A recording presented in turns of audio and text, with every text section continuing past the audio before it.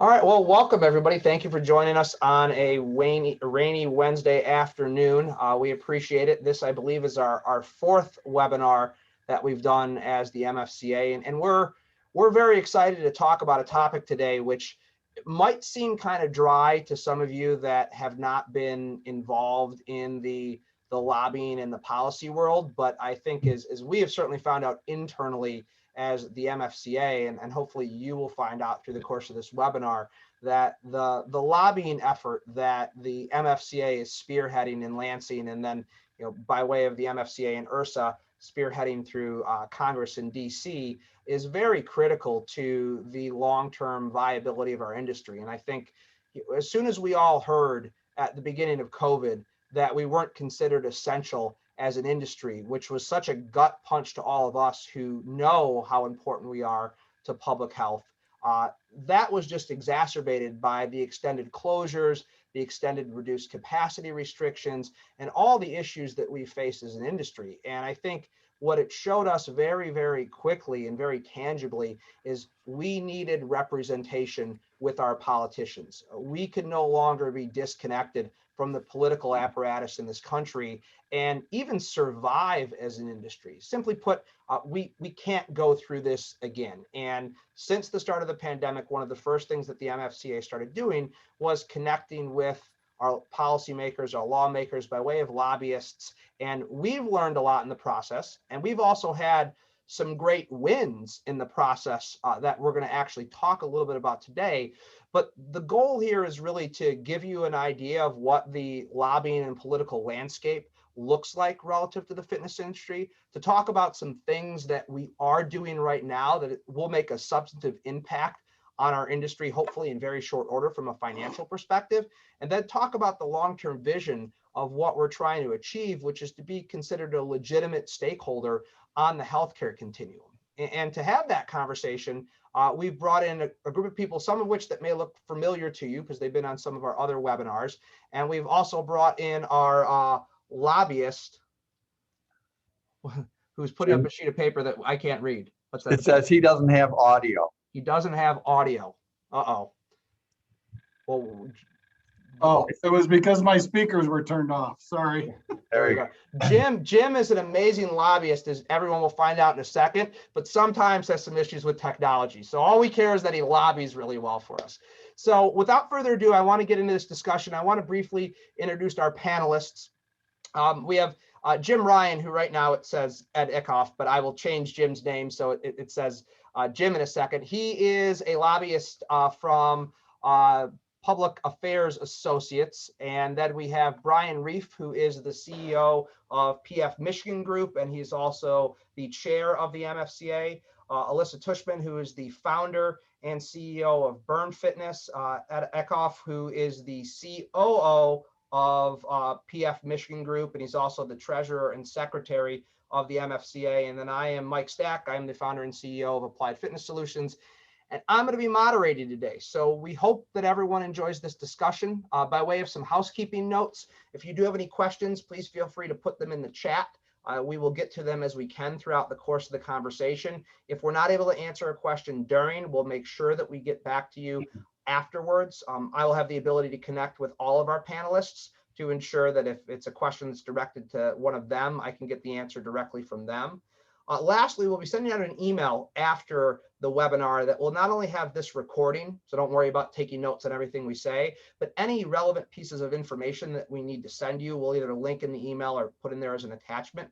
So I really encourage you to just sit back with an open, curious mind and start to understand this very, very important, yet very unfamiliar area to us in the fitness industry. And to kick it off, because I think lobbying can be a really heavy topic because a lot of us don't know about it, I want to talk about some of the wins that we've experienced as the MFCA over the course of the past 12 months with regard to our lobbying efforts, because I think we've really done some remarkable things, going from no presence in Lansing to a presence that is influencing policy and decision making to a certain degree. So I'll start with Jim, just because he is the lobbying expert of the group. what would you say, Jim, is one of the big wins that the MFCA has been able to achieve in its little bit longer than 12-month lobbying effort? I'd have to say, first of all, hello, everybody, and welcome. Thanks for having me. I appreciate the opportunity to share some of my thoughts with you. I would think that the most important win we've had to date is simply the fact that we're at the table. If you're not at the table in this town of Lansing, then your voice is not heard. So we have managed to, through the help of our board, dedicating all this time and effort to that, everybody within the governor's office, everybody within House and Senate leadership in both Republican and Democrat caucuses now know who we are. And when some action is being considered, they contact us by any number of means and try to get our opinion on what they're thinking, share information with us, and ask us to share information with them. So in my mind, that's the first and foremost goal that we've achieved to date. Yeah, seat at the table. So huge, and something we didn't have. I'm reminded of a conversation I had with someone from Myosha who said at the beginning of the pandemic, he didn't even know who to call in the fitness industry to talk about the challenges that we might face. And the fact that now we have an association that people know how to contact, I think that's a huge step. Brian, you're the chair of this, so you're running our crazy fledgling operation here. What do you see as some of our big wins initially? I would have to agree with Jim. I think that the single biggest win for us was establishing the relationships that we did, and now having a formal presence. This is coming from a neophyte when it comes to lobbying, no prior experience whatsoever. And I have to laugh because I'm kind of reminded of the joke growing up at camp where they would say all non-swimmers to the middle of the lake. We're still learning to swim, but I think in a very short period of time, we've collected a really hardworking, dedicated group of professionals that have come together and are really doing good work as it relates to advocating for and fostering growth in the health and fitness industry here in Michigan. Alyssa, Ed, any other big wins that maybe we want to speak to? Anything that you can point to that might be a little bit more specific? I would say that, over the course of last year in trying to educate some of the members of the House and Senate, we actually had elected officials visit some of our facilities and do walkthroughs at our facilities so that we could show them what we had done in terms of improving our, HVAC units, doing the social distancing, putting in, all of the stations for the hand sanitizer, showing them what the electrostatic guns were and how we used them. And we even had a press conference at one of the facilities in Lansing around that. And the other thing that I think was a huge success that Alyssa was really primarily responsible for was we did a boot camp at the Capitol, which was a huge success and really was the beginning of getting our name out there. Yeah, and Ed, I think it can't be understated the notion that we actually had lawmakers walk into our facility and see what we're doing, because I think in a lot of people's minds, we were still the dungy exercise facilities of the late 80s where it's just a bunch of meatheads throwing heavy weights around. And we have evolved from a industry that was just about getting big and jacked to now an industry that is really about health and wellness. And I'm preaching to the choir when I talk about that in a webinar like this. But the thing was, our lawmakers didn't actually realize that. And the fact that we were able to have them in our facilities, and I think back to, we had one specific lawmaker into an Orange Theory facility in the Lansing area. And very shortly after that, there were some changes made to the guidelines for group exercise. And not saying that that was solely responsible for that, but that certainly doesn't hurt that we're able to showcase what we're actually all about as an industry. Alyssa, Ed mentioned it, so I want to just touch on it briefly. That workout on the Capitol lawn, while some people might hear that and sort of laugh that we did a park workout in Lansing, that was really impactful. Talk about that for a second of why that was so important. Alyssa, you need to unmute. Muted. Sorry. Yeah. So no, absolutely. I think that was what put our association on the map. It got national attention. Associated Press was there. That absolutely was the first thing that put the association on the map. So, and things just gained momentum from there. There's no question. So I think that might have been what started to initiate the talks of the association to use public relations, and a lot of momentum was driven from that event, and the attention that we got and the conversations that were provoked. So it was a positive event. We were very clear that it wasn't a protest. There was no negativity. It just was meant to draw attention to the importance of working out and health, and to let people know that while we were outside that day, it wasn't sustainable in this state going forward to be doing outdoor workouts because of our weather issues, ice, snow. It just isn't a sustainable business model in this state, and we're very concerned about people's health. We were able to really communicate a lot in that particular event. So again, just to reiterate, I think that the fact that we are on the map, that we have a seat at the table in such a short period of time is outstanding.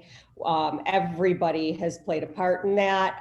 We have very passionate people in this association, but I'm gonna have to say it. Everybody knows about us, but there are a lot of people who are back in business and haven't joined yet. So we really, really need to ask for their support in joining, not just sort of taking advantage, I don't mean that in just a strictly negative way, but I know everybody's grateful for the work that we're doing, and it's been a very difficult year financially for people, but we really do, there's strength in numbers and there's a lot more work to be done. And so we would be in turn grateful if people would actually, write a check and join the association, because there's a lot more work to be done in terms of relief and lobbying. Really, Jim knows there's a lot to be done. So yeah, so we've had our wins, but they've been wins that have allowed for survival. And I think those of us who are in this industry believe in thriving, not just surviving. And so we need more wins. And so to get into this a little bit deeper, so I wanted to kind of give a soft toss topic to start out, because now we need to get a little bit more technical. And this is where I'm going to look to Jim, since he is the lobbying experts. And as Brian said, we are all learning, we are feeling our way through the darkness right now as people who are in the fitness industry. Jim, let's kind of talk about lobbying 101. The people who are on this webinar presumably know less about lobbying and the political space than what all of us knew when we even first got involved. So what are important things for people to know about the lobbying process and the things that you do as a lobbyist? But take us under the hood a little bit to what goes on in the process of lobbying. Boy, that's a pretty expansive question. First of all, I'm not going to tell you what I really do, because you wouldn't like us even more. But by the way, Michael, you've got a future in podcasting. Did anybody ever tell you that? I actually have a podcast, so okay, there you go. Thank you. Well, what I'd say first is that most of the general public has a pretty strong disdain for government these days, especially elected officials, and with good reason. It's justified. We hear more and more today about the inner workings of government with social media, pictures showing the general public exactly what goes on inside these Capitol buildings throughout the country. And most people just don't like it. At the same time, most people don't know what a lobbyist is and don't know the fact that they already have one.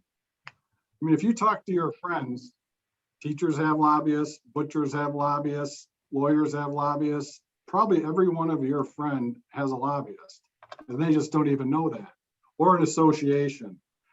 So lobbying 101 is primarily most people, and this is how you got into it, most interests get into lobbying because they're under attack from government.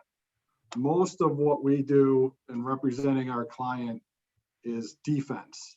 We try to stop being overtaxed. We try to stop being overregulated. We try to stop government from telling us private sector experts how we should run our businesses and how we should run our lives. Not often, well, more often than not, it's defense, but on occasion, we are running bills asking for things to be done by the government to us. Hang on one sec. Jim Sorry could be about getting that. asked by the government right now, just I as we know, speak on camera. We're in session today. Our bill just passed 5-2 in Senate Finance, so you should know about it. I just was told that, so. Congratulations. We'll talk it's your about bill. it more. Where was I? Oh, thanks. Sorry Not about off the presses. where was I? Sometimes so on being occasion, we do offensive. have to play offense, and we have to, initiate a bill and try to get it passed. And the old rule of thumb for us is 56, 20, and 1. We need 56 votes in the House, we need 20 in the Senate, and we need the governor to sign it. So there are 148 legislators in the House and Senate, and those are the people that, because you don't have the time, we develop the relationships, and lobbying 101 is about relationships and our ability to take to legislators and the administration expert information. You got to remember that more so than ever with term limits, these people are getting elected to office that have no experience in anything. And if you come into a legislator's office, one of you, and sit down across the desk from a member of the House or Senate, you know way more about what you're about to talk about than they do. So they rely on us as lobbyists to bring our clients in, to give them reasons why or why not they should support something that we're interested in. So if we're any good as a lobbyist, we never tell a lie. We always have to tell them the truth, whether they like it or not. All we want from them is an answer. Are you with us or are you against us? If you're against us, tomorrow you'll probably be with us on something else. But the goal is to bring you people who are the experts in these fields into them and give them reasons to support what you want them to support, or get them to oppose what it is you want them to oppose. So in a nutshell, I know that's very general terms and everything, but that's kind of what we do. And the dark side of our business is we do entertain these guys, I mean, and ladies, more ladies in the legislature than ever, through all kinds of means. We go out to lunch with them, we go to their golf outings, whatever events that we can be with them so they get to know us and get to trust us.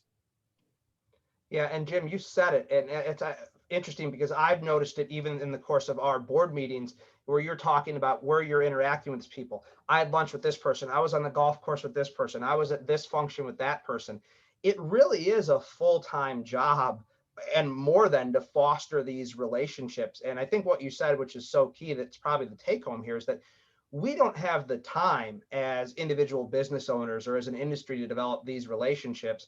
And the lobbyist is essentially the relationship liaison between our industry and the lawmakers. And like Jim said to start, and this is crazy to think of, all of our friends had lobbyists and they still have lobbyists. until last May, we actually didn't have a lobbyist here in the state of Michigan, which is, looking back on it, I think at least all of us on the board shake our heads and go, man, how could we have been so not forward thinking enough to put that in place? But Jim said it, you know, we're under attack.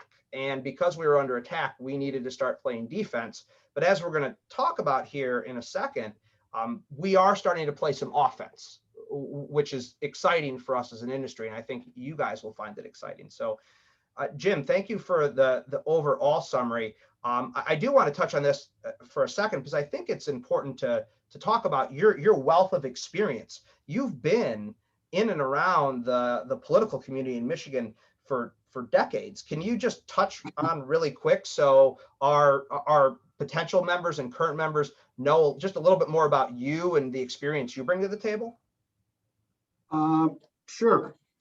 I started out, I come from a political family, first of all. That's how I got involved in politics. My dad's a federal judge, my brother's a judge, my sister's a judge. I was always involved in campaigns. And I started out as a high school teacher and coach. And one year I got recruited to run for city council. So I did, and I won. And then I got recruited to run for the legislature. So I did, and I won.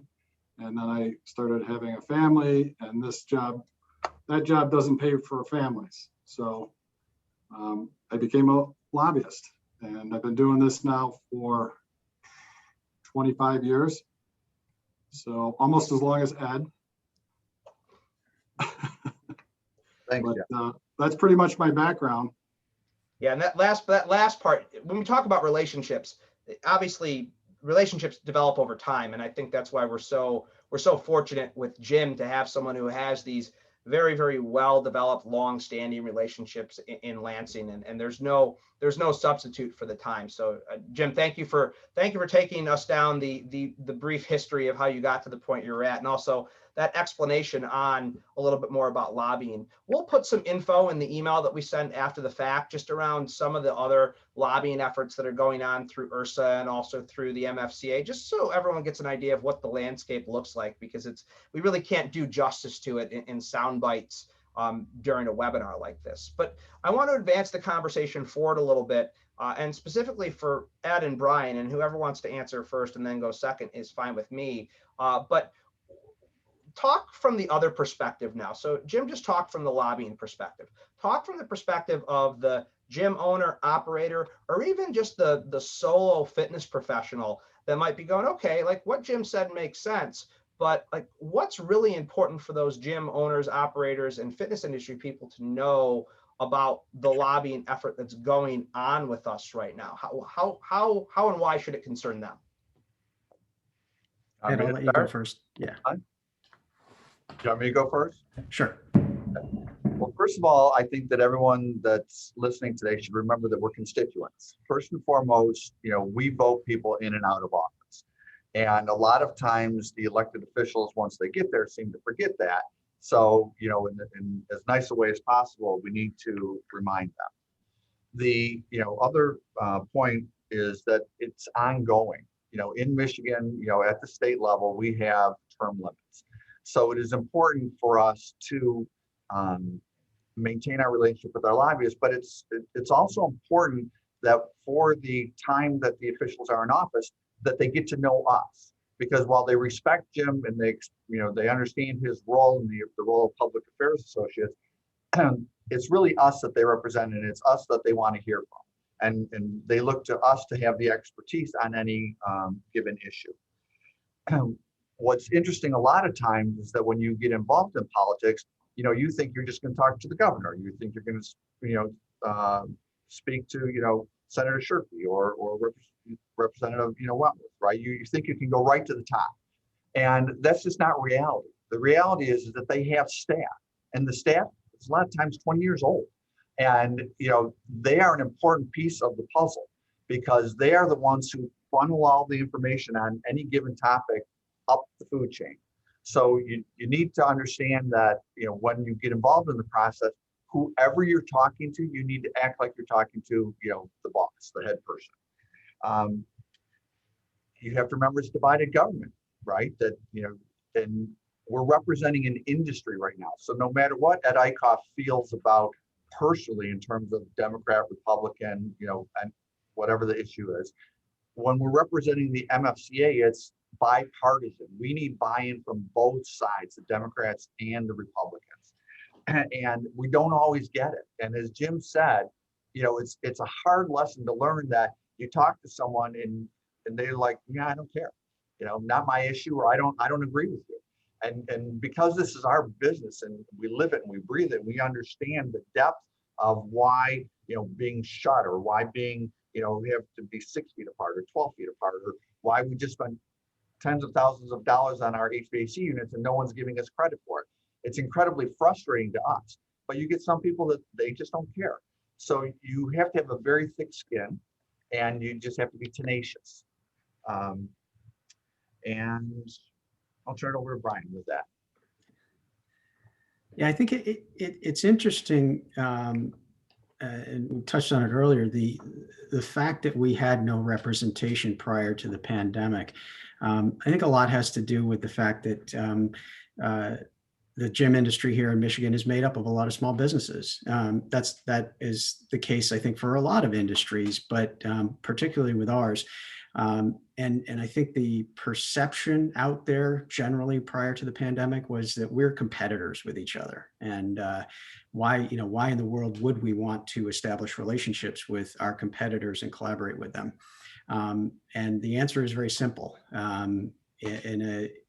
In any scenario where the government can mandate that you shut down your business, you need to be prepared to defend against what you have, in most cases, invested your entire life savings in, and to make sure that you have a voice. I know we sound like a broken record, but it really is a significant piece in terms of the lobbying efforts. And working together. And I do think going forward, reopening was just the beginning of our strategy. And there is, God forbid there's another pandemic, but I think we're in a much better position if there is one of these catastrophic events, and we're in much better position to defend against it. But we need to work together as an industry. And I think that is one of the highlights that came out of this pandemic, or a silver lining that came out of this, in that I can say that we've established very good relationships with the group of people that are involved in the MFCA. And I never even thought about that prior to the pandemic. But it is going to take a whole lot more work, and it's going to take more participation. As Alyssa mentioned early in the phone call, or in the webinar, it's really important for us to get as many people. The economies that we can achieve within the industry here in Michigan is unlimited if we can get people to simply start participating with us. As it stands today, I think we have about 140 clubs represented in the MFCA, and estimates prior to the pandemic was that there were over 1,000 individual gyms and fitness centers in Michigan. So running at about 15% of the industry is not going to get us anywhere long term if we really intend to have an impact. Yeah, Can I follow up on that real quick? Yeah, please do. Yeah, I just want to point out, Brian, you bring up a really good point, and that is just our firm, we represent a number of associations. The Nurse Anesthetist Association, the Funeral Home Association, the Chiropractor Association, the Hospital Association. They are all industry like yourselves, where you're all competing for the public, but you do recognize that you have to coalesce, get together, and fight for the industry sometime, and put aside your individual goals for the business to support the industry. So you've recognized that, you've created the association, and all of these other associations have existed for a long time. And it's important to remember that 1 year ago, all these guys had lobbyists. and they still got gored as well. I mean, the movie theaters have had an association lobbyist for years. They got hit almost as hard as we had, but so did, the realtors, which is another association we have. They couldn't do open houses. So I don't think you can undersell the point that, you don't have to be best friends to be part of your association, but your shared interests and your strength together, I think is the most important thing that you have. But maybe a great example of the ones that that have a lot of strength in numbers, like the restaurants and the theaters, stages, are the ones that were a little bit more successful with relief, even if they weren't successful opening more quickly. But certainly we are still working toward that goal, both at a state and federal level. And the more strength in numbers, sorry to repeat myself, that we have, the more quickly we will be successful. And, we might have been successful in the last bill. And that's something that every one of us needs, no matter what our size. Whether you're small like Michael and I, or whether you're large like Brian and Ed, even Brian and Ed, they still have small businesses. They're franchised and they own their own businesses within a larger business. So everybody has a story, and we really are advocating and trying to fight on behalf of everyone. And Jim is a piece of that puzzle. So we really encourage people to join our effort.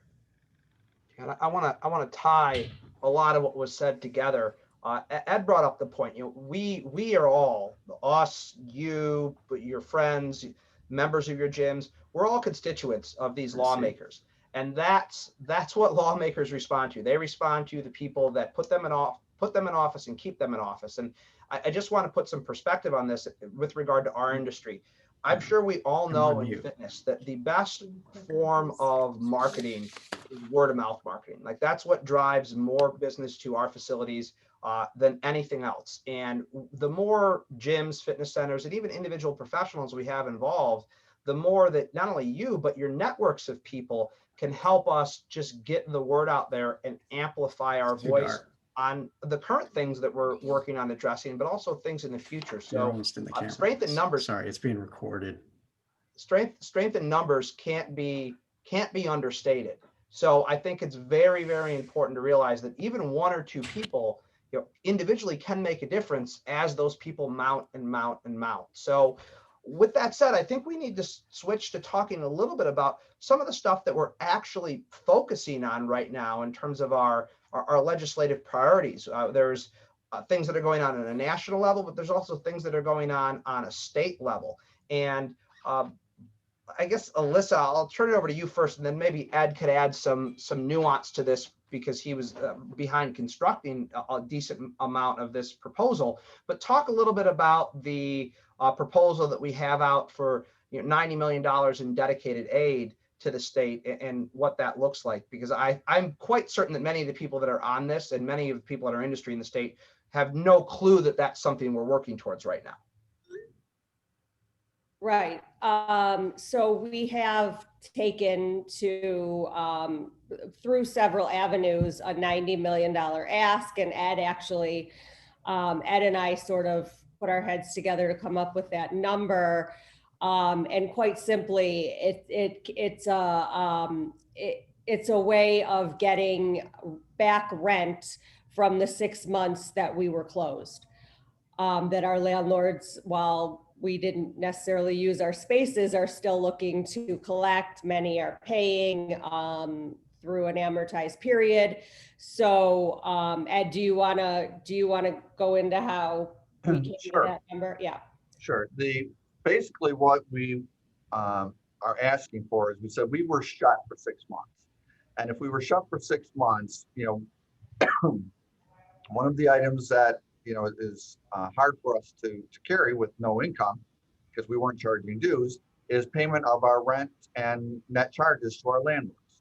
So with approximately 1,000 clubs in Michigan, and we said, again, we have 2,000 square foot clubs and we have 100,000 square foot clubs. So on a very broad, basis, we said $50,000 a month is the quote unquote average rent. So if you have 1,000 clubs, $15,000 a month, 6 months, it's $90 million. So if this gets passed, and as Alyssa said, we have several different avenues that we're pursuing to try and get part of the federal dollars from the Biden allocation.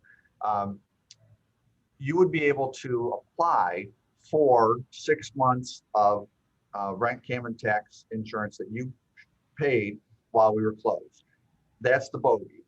If we get that, and you would also have to show that, depending on how it shakes out, that there was either a decrease in revenue of 25%, or fourth quarter 19 to fourth quarter 20, a drop in that same amount of revenue.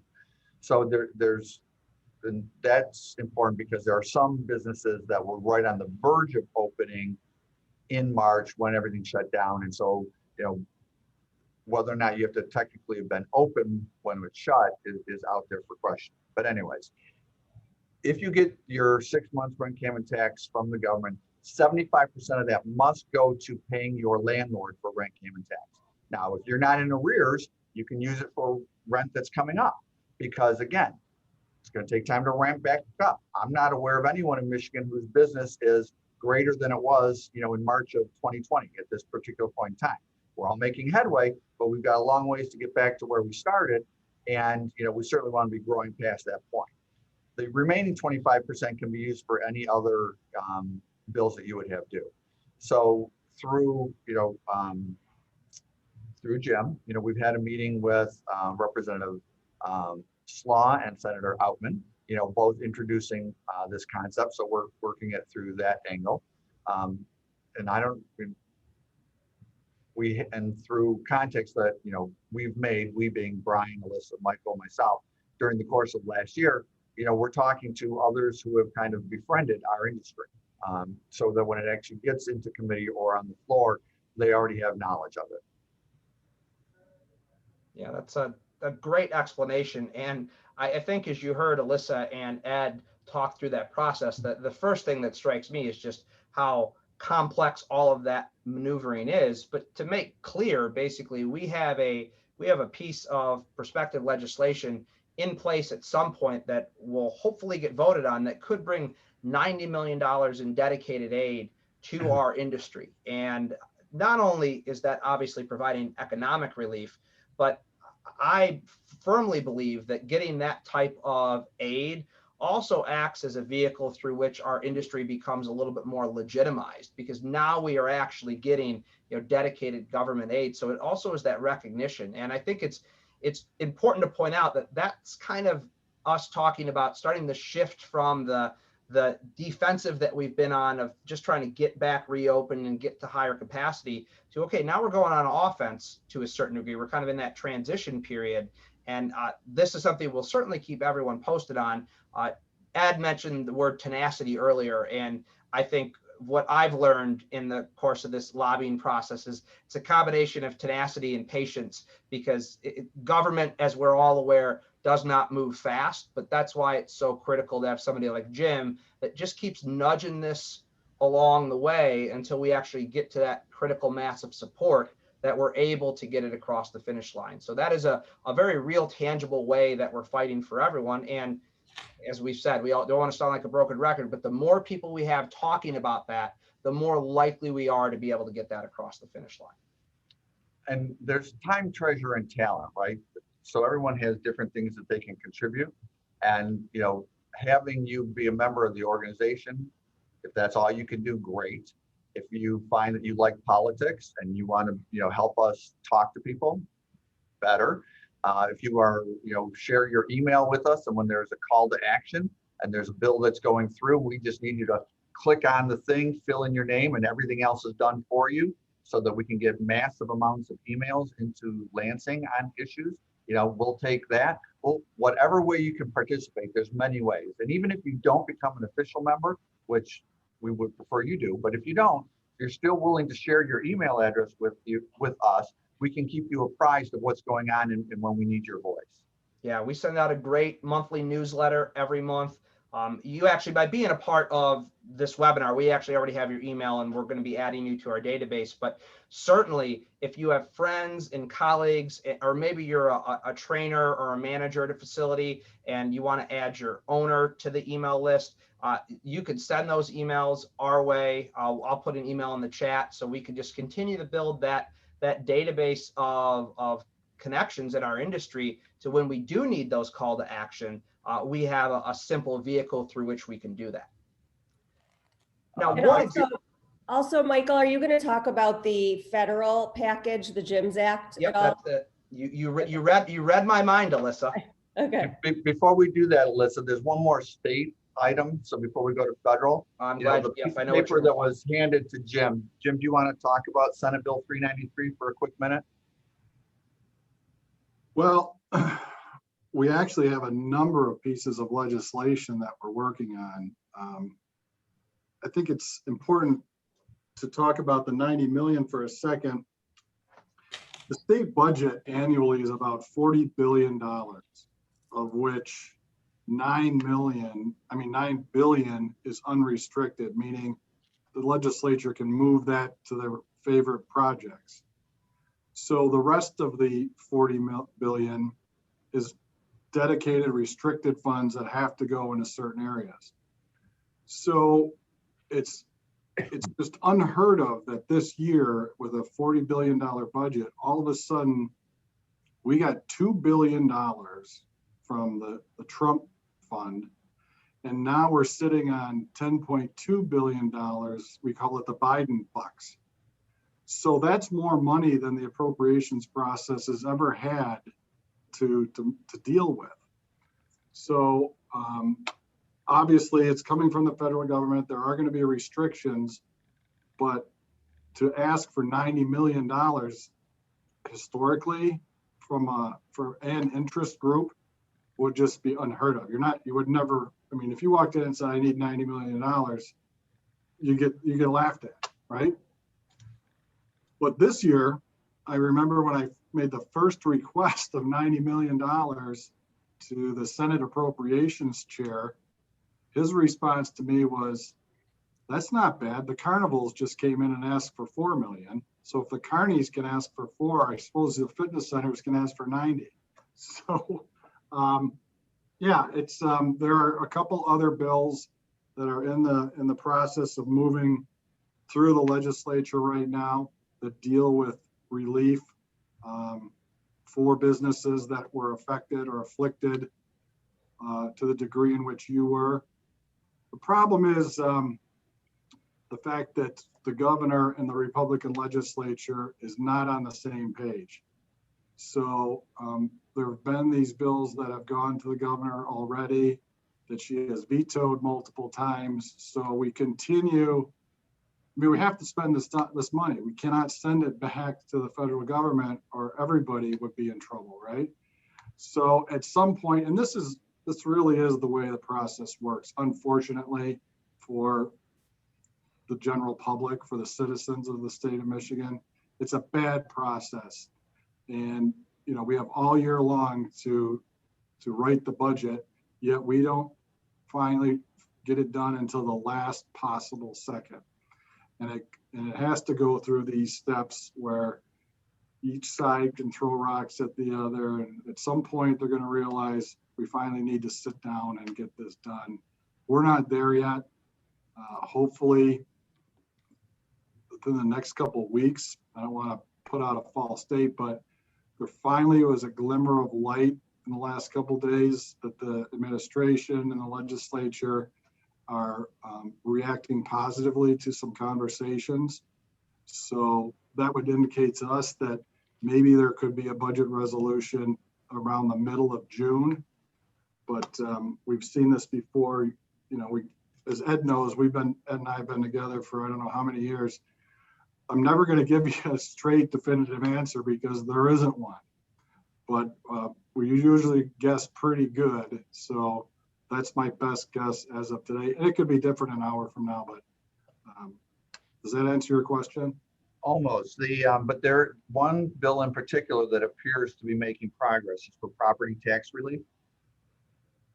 Is that the daily bill? Yeah, SB Yeah. 393. Yes. Yeah, that's the one that just passed the Senate Finance Committee. That's 20 what I minutes. thought. Yeah. Yeah, the PPT. I mean, it's taken its first step. I mean, it's a Senate bill. It got out of the Senate committee. Now it has to go through, this, Michael, goes back to lobbying 101. Now it has to go to the full Senate floor. It has to get passed there to the House committee to a full House, then to the governor. So it's a long way from going. So for the people listening, if it does go all the way through, what it would give all these businesses, all these is property tax relief during the time that we were closed, or is it for all of last year? I'd have to take another look at it. I don't know. Okay. But the bottom line is we essentially paid property tax for the time that we were closed, personal property tax for the entire time we were closed. So this would give relief. I don't think it's full. I think it's a partial Okay. commitment. Okay. Yeah, and for those business owners that are on this, we all know what personal property tax is. Some of you people, just employees and maybe even managers may not realize that we're required to pay a tax on the stuff that we have. So we have a bill that we have to pay every year for our equipment and our computers and things that twice a year. Yeah, twice a year. And it could for a small yoga studio that maybe doesn't have a lot of physical equipment, it could be very small, but it increments up as you have more physical equipment. And I know what it is for AFS, and Alyssa knows what it is for Burn. I'd be scared to ask Brian and Ed what these things are for a Planet Fitness location. But again, this is just another example of the opportunity to get some type of financial relief that, as Jim said, this is a convoluted process that needs some shepherding in order for it to take place properly. And it's exciting to hear that we've taken the first step. And I will also mention, although this legislation is just starting to materialize, that there is some legislation, and maybe, Ed, since you keep a pulse on this, you could possibly touch on it, that is proposed to allow people to cancel their memberships electronically without coming into our facilities, which, for the entirety of our industry, that's been something that's been required. So a barrier to cancellation and giving people a little more time to think and not have a knee-jerk reaction to a bad evening with some Haagen-Dazs may be an issue for us. So Ed, is there anything more to touch on there right now? Yes and no. I mean, it's true in the House, there has been a bill introduced, HR 4893, that if you allow people to sign up online, you also have to, if this passes, give them the right to cancel online. And we will be opposed to that. But it's just one more example of why lobbying needs to go on, 24/7, 365, right? It's not just, it's reaction, because again, when we formed, our first goal was to get open. Our second goal was to get rid of the restrictions. And then our future goals, Alyssa's going to talk about. But, these things come out of the woodwork from nowhere. And that's why you always have to stay engaged. Yeah, I would just add to go back and wrap quickly on the two types of legislation. That's it. I mean, we're in the throes of being able to hopefully successfully lobby for monetary relief. The flip side is we now formally have to start making sure that any industry-related regulation that's being proposed in Lansing is something that we're prepared to address, and that is simply a function of we're on the radar now, which is a good thing, and I think that's it will play a meaningful role in the future of the gym and fitness industry on 393, and I don't want to go too far in the weeds, but to Michael's point, there,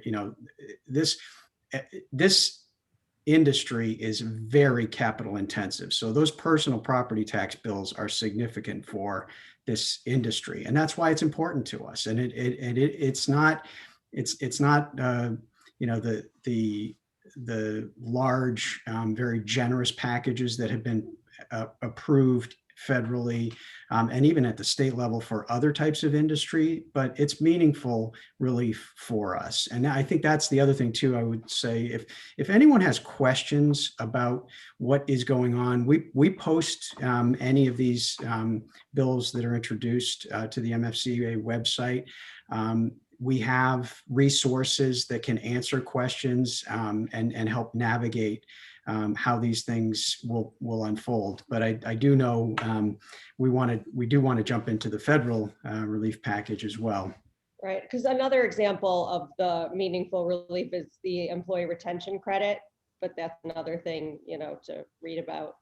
Yeah, there's a lot going on, and it's even hard for us to keep up on it. And so we want to be that resource for you, but I want to be sensitive to time here because we have about 10 minutes left. So Brian, why don't you touch on the GYMS Act a little bit? We talked about our state level legislation, but the GYMS Act is an industry-wide effort from the federal level to provide some aid for the industry. And this is pretty remarkable.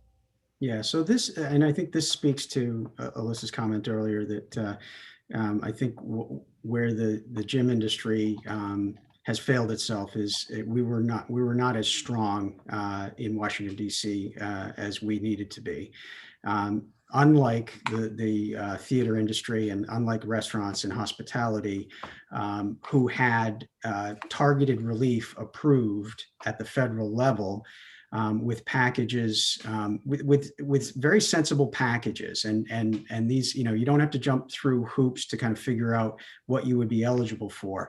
It's important in Michigan to emphasize that we really do need to push this, because unlike other parts of the country, Michigan was shut down as long as any other state. And quite frankly, longer than any other state. So the financial impact that we've suffered here in Michigan has been much greater than other parts of the country.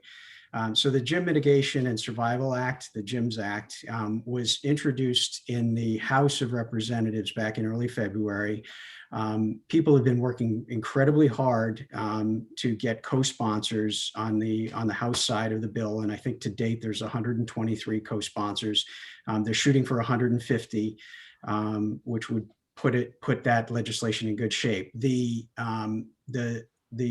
companion bill was introduced in early May in the Senate, and that's now going through the process there, where we're looking for co-sponsors to join on the Senate side. That relief package pegs $30 billion of targeted relief for the gym industry, and that covers payroll costs, that covers rent and mortgage payments, that covers utilities, that covers interest, taxes.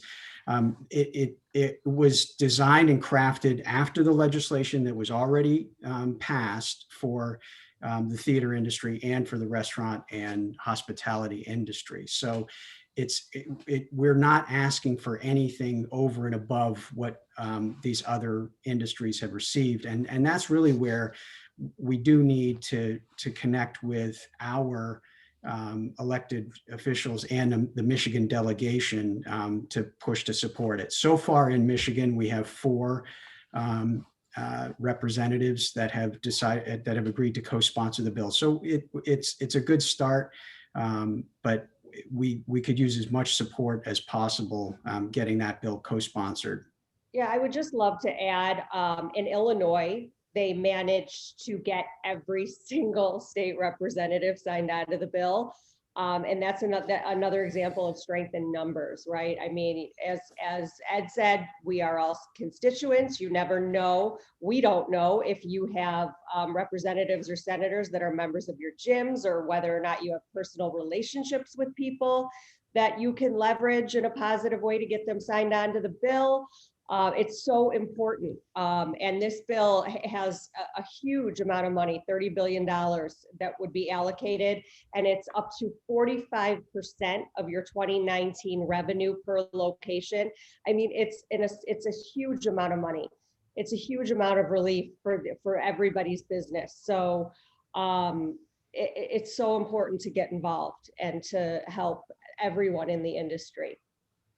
This is a game-changing amount of relief for our industry. It really is. And the estimates are that up to 30% of gyms and fitness centers in our industry may close by the end of 2021 without some of this dedicated aid. And we have a real opportunity here to, again, legitimize our industry in the eyes of the American public and lawmakers, but it does take a concerted effort as a group. Well, we've got 5 minutes left, and I want to make sure we get in some parting thoughts from everyone.